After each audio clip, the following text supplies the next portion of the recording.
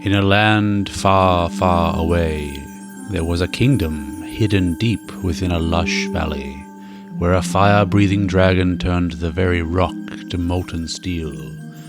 It was here, at the center of the dragon's lair, that the clans would gather each year at the changing of the season, when the leaves streamed red and gold from the trees, and the breeze scattered their richness across the land. This magical valley was called the Kingdom of Ironfest. In the 20th year of the reign of the kingdom, all creatures great and small, all clans, civilized and wild, are heralded to gather to create the magical story of Ironfest, once upon a time.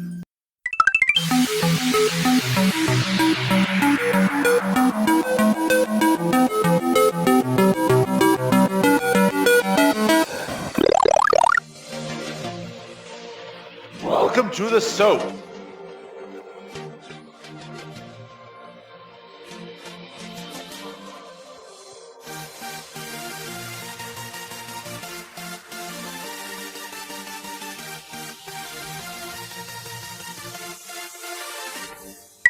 Hi everyone and welcome to another episode of the S.O.A.P. My name is Delphine and today I'm joined by Daniel. Hello. Hey, how are you doing? Yeah, not too bad. How are you? Very good, thank you. And Daniel, today we are going to talk about Ironfest. Ironfest is a festival that is held in Lithgow in the central west of New South Wales. Do you want to let us know a little bit more about it? I guess we start with the history of where it came from. Essentially, April 2000, they wanted to celebrate 100 years of the birth of steel in Australia, which happened to actually occur in Lithgow, New South Wales, of all places. Now, since that time, the festival has changed and has taken on a lot of different forms. We're now 19 years into the festival, or 20 years, I guess, into the festival. So it's been through quite a lot. Now, originally, it consisted of an exhibition of metal sculpture, paintings, drawings, anything that was to do with blacksmithing and that kind of thing. There was even a bit of metal music from local bands. First festival was quite small. It had about 25 artists participating in the first event, which was actually at the Blast Furnace Park in Lithgow. After that, they changed it up. 2002, 2003, it was held at the State Mine Museum. 2004, it started at the Lithgow Showground. Now, that's where it's been ever since. Hopefully, it stays there. The beauty of the Lithgow Showground is that it's so big, like you can have so much in there. And we talked about 25 artists starting there. Now we have quite a lot. Each year it's grown on average by about 20% in both terms of participant and visitors, showing how rapidly it's growing. 2008, I believe they had about 700 participants and over 10,000 visitors, a lot more than 25 participants. 2009, it had well in excess of 10,000 people. Now, ever since 2011, I think it was when they started a steampunk kind of theme, they started bringing in a lot of the Sydney audiences out towards the west. And with the steampunk and the Sydney audiences, the festival's grown to quite a large amount. It's normally a very packed venue, and the amount of things that they have there, ranging from cosplay, gun salutes, things like that, it's grown to a huge, huge level. This year, I believe we're actually with a new theme of Once Upon a Time, something I believe you're quite into, Delphine. Fairy tales, for sure. Certainly, the festival has changed into something quite big that is very pop culture in some way as well, even though it has a very medieval and more, irony theme on it. Have you been there? Is that one of the events that you normally attend throughout the year? Yeah, I try and be there every year. A friend of mine actually introduced, I'd never heard of it. I didn't even know what it was. And they were like, yeah, it's just got medieval stuff and guns and all this cool stuff just turn up. So I went there. I had no idea what I was walking into. And the first thing I was rewarded with was a huge long line just to get in. And I think it was something like half an hour or more just to get in that first year. And that's to do with the fact that it was growing so rapidly that they had to keep evolving how people were getting in and tickets and things like that. As things have become more digital, things like that, we see those lines getting a lot shorter. So it's not as long anymore to get in, despite even more people going through. You talk about pop culture and things like that. One of the things that I love going and seeing in there is it's in the hall that they have, and there's a couple of stalls, things like that. But there's also normally a robotics group that go there. I believe they're one of the universities that turn up, and they're the kind of people who actually build real life R2D2s, K9s from Doctor Who, Daleks, things like that. And they're driving them around life-size, completely remote controlled. They have cameras and speakers in them, so they can actually, as they're driving around, come up and talk to you and that, which has scared the crap out of me, to be honest. There's nothing scarier than a Dalek coming up from behind and saying hello, and you have no idea it's about to happen. I remember that stand actually, and it was definitely one of the highlights for me. So are you saying that now there's close to almost 20,000 people attending the festival each year? Oh, easy. Like I said, it grows by 20% each year on average, and it's now just such a massive event. People from everywhere are traveling, and you see people further and further. It's not just the local people. It's not just Sydney anymore. It is people from a long distance. And to be honest, if I moved away, I would travel, for that as well. I already travel an hour just to go see it. Sydney people are probably an hour to 2 hours, depending on where they're coming from. But I would happily travel for a weekend down just to go to this. Yeah, it's definitely really interesting and a good mix of eclectic sort of events that happen throughout the weekend. Do you want to talk to us about some of these big events that may happen this year and some of the things that perhaps in previous years, have created some good memories for you? Yeah, definitely. The first thing that you normally greeted to, depending on what time you want to turn up, I think it opens somewhere between 9 and 10 each year. This year, I believe it's going to be 9:30 for the first few displays. But about 10:30, they have the combined firepower salute. Now, the amount of times that I've tried to get there on time, but someone's always delayed me, and I've heard it from outside the festival, is probably more than I can count. But the combined firepower salute is exactly what you'd expect from it. It is cannons, it is muskets, it's any kind of gunpowder object shooting all at the same time, and it's loud. There is a stand just to the side of it. It's got like a tin roof on it, and it literally will ripple through that tin roof, and you feel the vibrations and the heat coming off everything from that. If you like loud sounds, it's better than fireworks, I'll put it that way.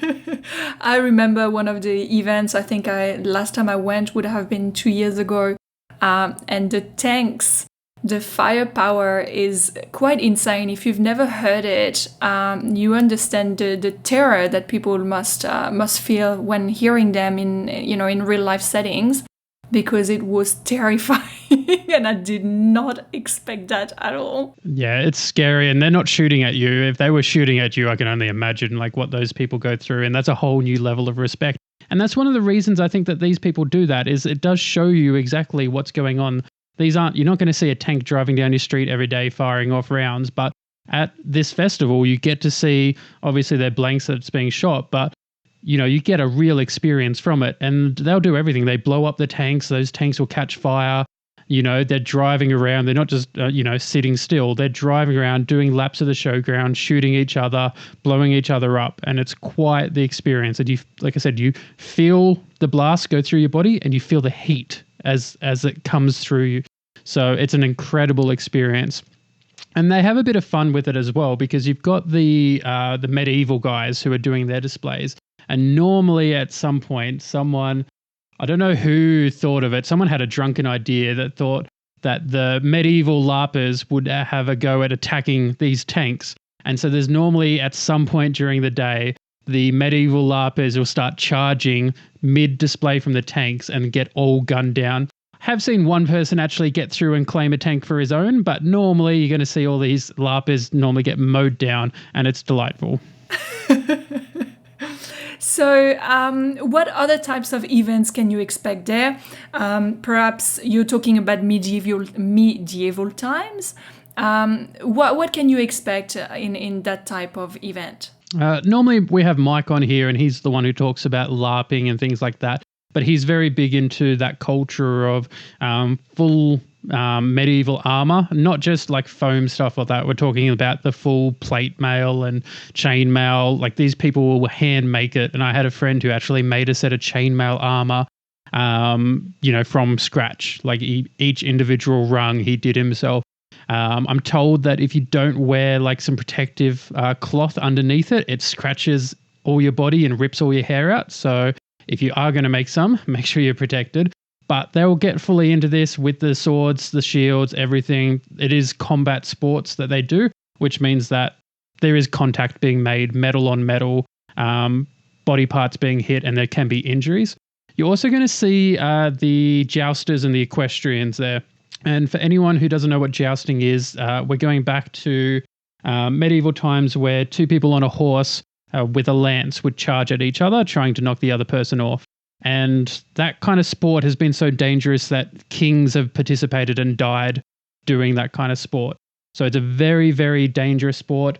We had Full Tilt, I believe, was the company that used to do it. The person who runs that, Rob, he ended up going over to America and did Full Metal Jousting, which was a reality show where they got, I think it was like 20 odd people or whatever. And they'd never done jousting. Some of them hadn't ridden horses or anything like that. But yeah, geared them up, put armor on them, put them on a horse and charged them at each other until we had a champion who was then a fully professional jouster at the end of that. And one of them, like to show how dangerous that kind of combat sport is, had a testicle pierced and ruptured during the contest. So it's very serious stuff. And the people that do this are very, very skilled. I have seen at Lithgow a person unmounted, dislocated shoulder and everything. So it's quite serious, but it's amazing to watch because the skill and talent behind all of that is just incredible. Yeah, definitely. Can you also expect things like birds of prey and all that sort of stuff? I love the birds of prey. You can actually... So they'll do a display where they show you all the different kind of birds, some peregrine falcons, eagles, all that kind of stuff. And they will actually set them free. So they're flying, no one's holding them, no one's, caging them or anything. These birds will fly around free and they will, well, they're trained obviously, and they will do things like they'll have toys, they've got like a remote control rabbit, and they'll demonstrate the birds of prey actually attacking the rabbit and picking it up as it would in the wild. Things like that. But you can actually go over to one of the stalls where they, house all these birds of prey. And they normally have one or two that you can actually, you get a glove, because if it's like was on your arm, it would literally shred your arm just from how sharp their talons are. But you get a glove that you put on and they'll actually sit the bird on your arm. You can get a photo with it and everything. It's amazing. These birds aren't small birds either. These are lethal, like out in the wild, will eat giant animals or that. And you will have one just sitting on your arm, happily, just chilling out. That's so cool. I think that's one of the things that's really interesting about the Lithgow show and Ironfest is that a lot of these shows are also really interactive. So you have the big events and, the reconstitution of combats and all that. But there are a lot of different areas where you can go and fire a gun and look at these birds. And even the big shows often will get the public to really participate in and yell and take a side. And so that's a lot of fun. Yeah, they involve you in there. You won't turn up and just be like, oh, nothing's happening. It's not like you have to go out and try and make your own fun. The fun comes to you. There's people who dress up as giant kangaroos. And when I say giant, I mean they're on stilts and everything, bouncing around. And they'll come up and they'll just say hi as they're running past. You've got all the gunfire, the medieval things. You will hear that no matter where you are. And then if you just want to have a little bit of quiet time of that, there is all the stalls, the different stalls that you can go. And some of the shops are absolutely incredible. There's one woman who makes, I guess it's a beanie essentially. And it's kind of themed like a cat. So it's got handmade eyes on it, lots of fur, big cat ears coming out of it. And they look incredible. You see people walking around because they're so popular that everyone makes a point of going to buy them. Especially it's cold as well, so it's always good to have, warmer clothes. Beanies help. But like she hand makes them, and if you go up to her, she'll tell you about how she hand makes all these kind of things and all that goes into it. So it's not just like some kind of mass-produced item that you can, just buy from anywhere. These are personal experiences and personal stories that people are telling you, and high quality at the same time. Yeah, so I guess, in the history of Ironfest, they're quite good in that there's a lot of craft as well that is still displayed at the show, and you can buy items from, local arts and craftsmen. Did you buy anything at the show that you have kept and really enjoyed? I have a necklace pendant that's still going. I want to say 7 years ago. They have ones that are based around both the Norse and Celtic culture. So you can get runes that are based on your birth month and their calendar. So it's similar to what you would see with like Aquarius and Sagittarius and all that kind of stuff. It's the Celtic and Norse versions of those, which is quite cool. Those cat beanies, I've bought them before. They're just absolutely cool. I always look at the arts as well, because we mentioned that the history of Ironfest is iron, and talking about the history that Lithgow's had with that. There's a lot of artists that build things around metal, and you'll see some incredible sculptures, things like that. And not just that, you'll see them making stuff. You'll see them blacksmithing right in front of you with an actual fire and smeltering and all that kind of stuff right in front of you. So you can actually see what that process is like and, do that kind of stuff. I find that really cool that you get to watch people making things, not just, buy something off a shelf. It's, again, it's that personal experience that you get with Ironfest. That's great. And you did talk a little bit about cosplay and people that are dressing up. And that is definitely something that surprised me going to Ironfest, was the number of people that are dressing up for the event. And while there is usually, most people will follow the theme of the annual event, a lot of people are going to be wearing cosplays from a whole lot of different universes and timelines, and that makes it really interesting. You see a lot of, steampunk and Victorian dresses and outfits. Everything goes. Did you ever dress up for it? Never done it myself. Again, that's Mike. That's his role in the podcast, is he gets to do all that kind of stuff. But I will say that it's very inclusive. Like, there's no one who's going to make you feel bad for what you've chosen to do. So we mentioned that Once Upon a Time is the theme for this year. So the expectation would be something fairy tale related, Cinderella, all that kind of stuff. But if you wanted to do the steampunk, if you wanted to do, or maybe you're just that kind of person who has that one costume that you wear to everything, no one's going to ever make you feel bad at this kind of festival for dressing up like that. And there is a actual contest both days, Saturday and Sunday. They both have contests this year. And so if you dress up, if you make your own costume and that, and I think it's a little bit different. If you just go out and buy one, it's probably not worth entering the contest. But if you make your own contest, if you pour your heart and soul into making one, then there's a place for you to show that off. And people will stand there and check out the contest and, rate it. And, there's winners and prizes for it every year. So there's a good, reason to get behind it and actually put a bit of yourself into there and have, again, that personal experience. I did find that it seemed very, very inclusive, and that's one of the things that I like with, attending conventions or festivals, is definitely just watching people that have, in some instances, made so much effort and put so much time into their costumes. I think that it's a great attraction as well for me as far as going there and attending. Were there other things that perhaps on this year's program that you're particularly interested in, something different, something new, or something that you already know what to expect that you're really looking forward to?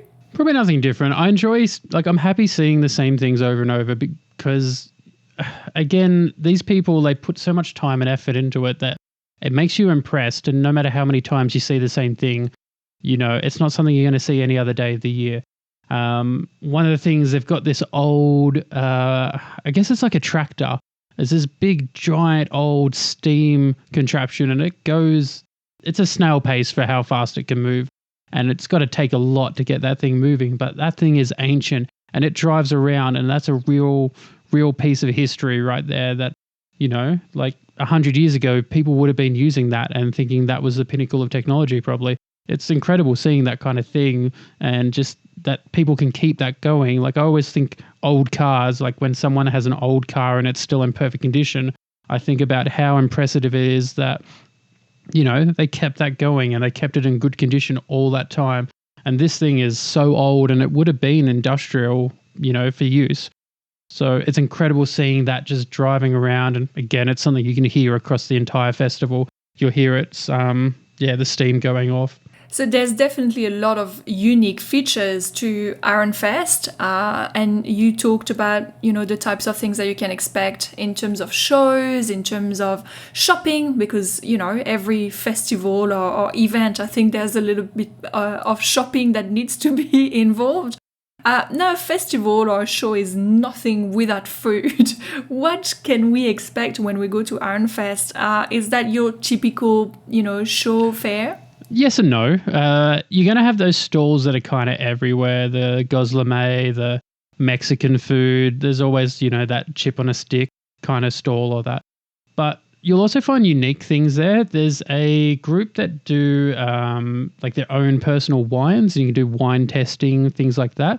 And like some of the stuff there is stuff that I probably would never have found anywhere else. And it's kind of a unique experience. And that's why they do the testing, because they're like, here, try this. You may not have ever tried something like this. And it's really, really unique stuff.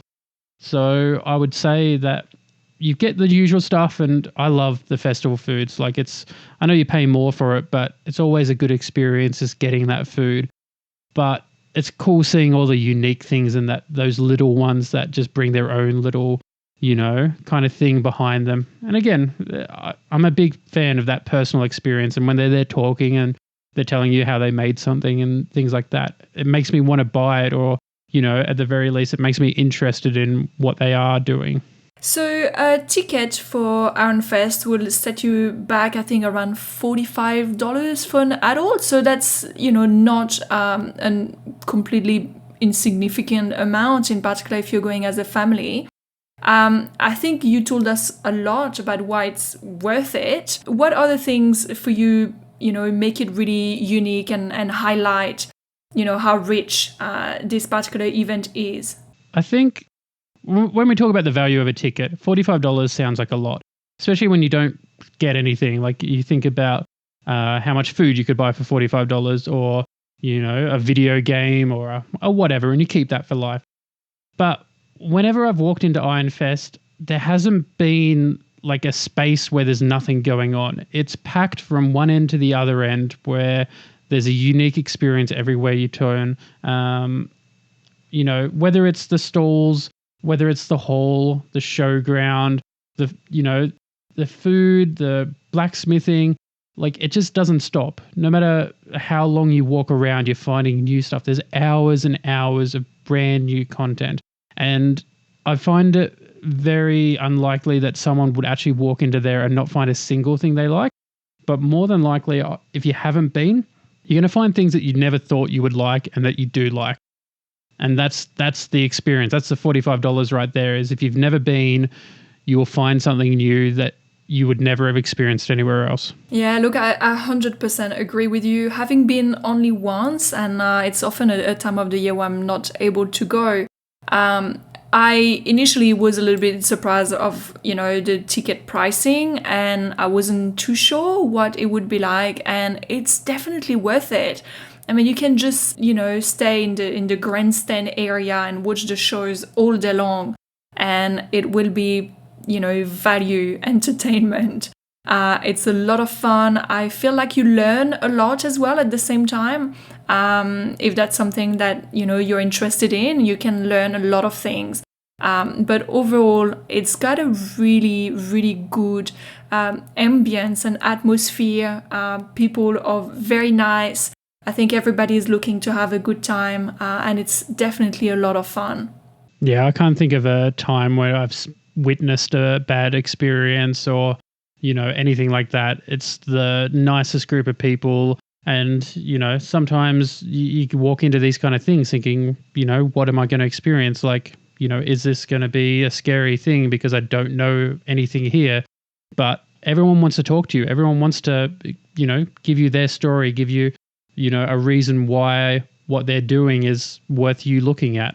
And you can never have like a bad experience. Even if you turn up to that alone, you're never going to be alone at this kind of event because there's always going to be someone who wants to talk to you.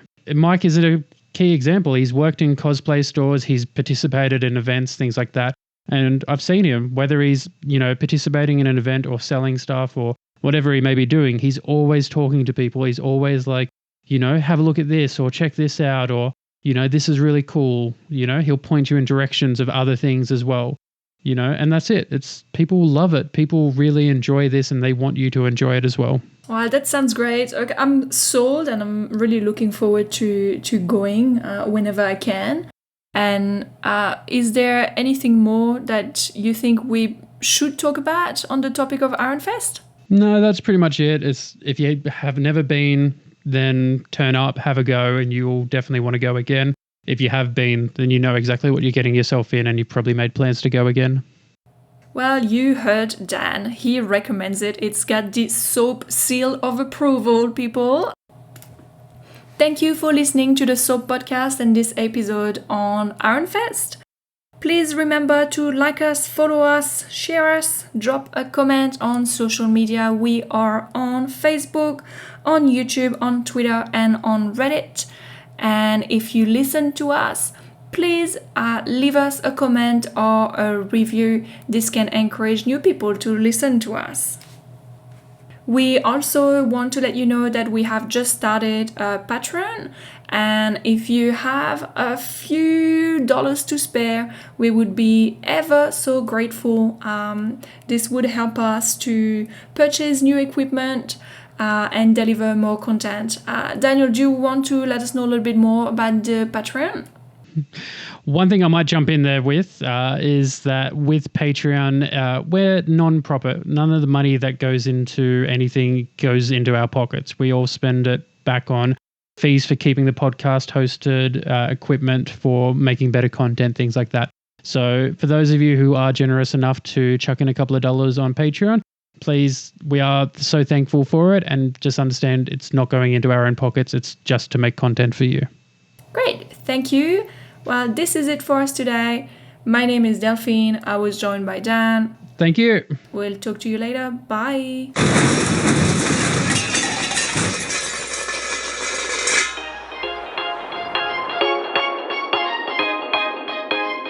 You have been listening to the S.O.A.P podcast. Join us again soon for another episode, and don't forget to hit us up on all the social media platforms because we love hearing from you. That's it, man. Game over, man. It's game over. In a land far, far away, there was a kingdom hidden deep within a lush valley, where a fire-breathing dragon turned the very rock to molten steel. It was here, at the center of the dragon's lair, that the clans would gather each year at the changing of the season, when the leaves streamed red and gold from the trees, and the breeze scattered their richness across the land. This magical valley was called the Kingdom of Ironfest. In the 20th year of the reign of the kingdom, all creatures, great and small, all clans civilized and wild, are heralded to gather to create the magical story of Ironfest. Once upon a time.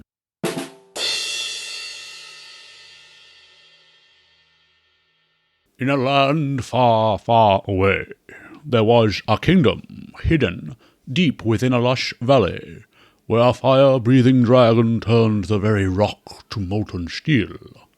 It was here, at the center of the dragon's lair, that the clans would gather each year at the changing of the season, when the leaves streamed red and gold from the trees, and the breeze scattered their richness across the land. This magical valley was called the Kingdom of Ironfest.